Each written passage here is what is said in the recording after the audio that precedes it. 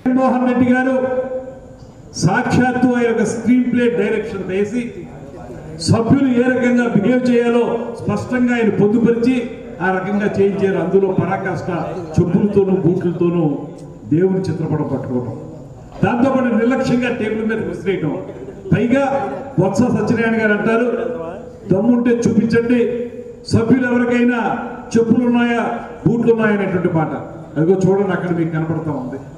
మేమైతే స్పష్టంగా అక్కడ సభలోనే చూసాం, ఇప్పుడు మీకు కూడా కనపడాలి కనుక చూపిస్తా ఉన్నాం. పూర్తిగా అందరూ కూడా చెప్పులు వేసుకుని పట్టుకున్నదండి ప్లెకార్డు పట్టుకుంటే ఏ రకమైనటువంటి నిర్లక్ష్యం ఉంటుందో అంతకు మించిన నిర్లక్ష్యం దేవుని చిత్రపటంతో వారు చేసినటువంటి సందర్భం నిన్న మేము గమనించాం. దానివల్ల ఇవాళ ప్రజలందరూ మనోభావాలు, భక్తుల మనోభావాలు దెబ్బతిన్నాయి. వారికి ఏ రకమైనటువంటి నమ్మకాలు లేవు. ఏదోటి గొడవ చేయటం, గలాట చేయటం, భగవంతుణ్ణి కించపరచడం లాంటి కార్యక్రమాలు చేయమనేటువంటి ప్రోత్సాహం కేవలం జగన్మోహన్ రెడ్డి గారి వారి సభ్యులు.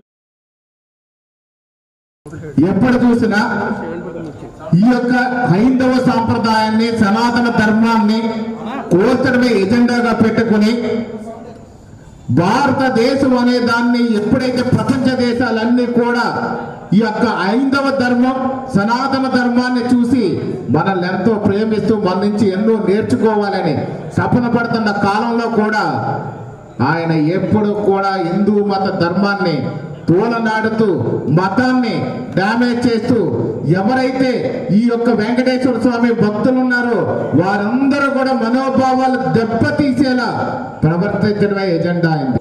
హెరిటేజ్ గురించి మాట్లాడొద్దని సుప్రీంకోర్టు గైడెన్స్ ఇచ్చింది, డైరెక్షన్ ఇచ్చింది.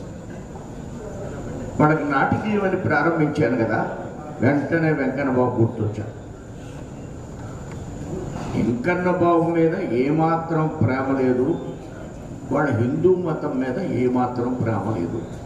దొడ్లో గోవులు కట్టడం, అసలు నువ్వు హిందువుడు అయితే దొడ్లో గోవులు కట్టాలి.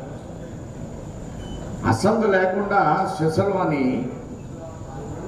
వాళ్ళకి అవగాహన లేని వాళ్ళు, హిందుత్వం మీద అభిమానం లేని వాళ్ళు, వాళ్ళ నాయకుడికి అది లేదు. ఆ దృష్ట్యా బాబు ఎవరు కడాకర్కి ఎటువంటి కేసు లేకుండాను, ఎటువంటి ఆధారం లేకుండానే సాక్షాత్తు ఆనాడు ఉన్నటువంటి చంద్రబాబు నాయుడు గారిని, మాజీ ముఖ్యమంత్రిగా ఉన్నటువంటి ప్రతిపక్ష నేతగా ఉన్నటువంటి చంద్రబాబు నాయుడు గారిని కూడా జైలు పాలు ఏ విధంగా చేశారన్న సంగతి కూడా మన రాజమండ్రిలోనే మనం చూసాం అన్న సంగతి కూడా ఈ సందర్భంగా మీకు తెలియజేస్తా ఉన్నా. ఒక ముఖ్యమంత్రి అంటే గౌరవం ఉండదు, ఒక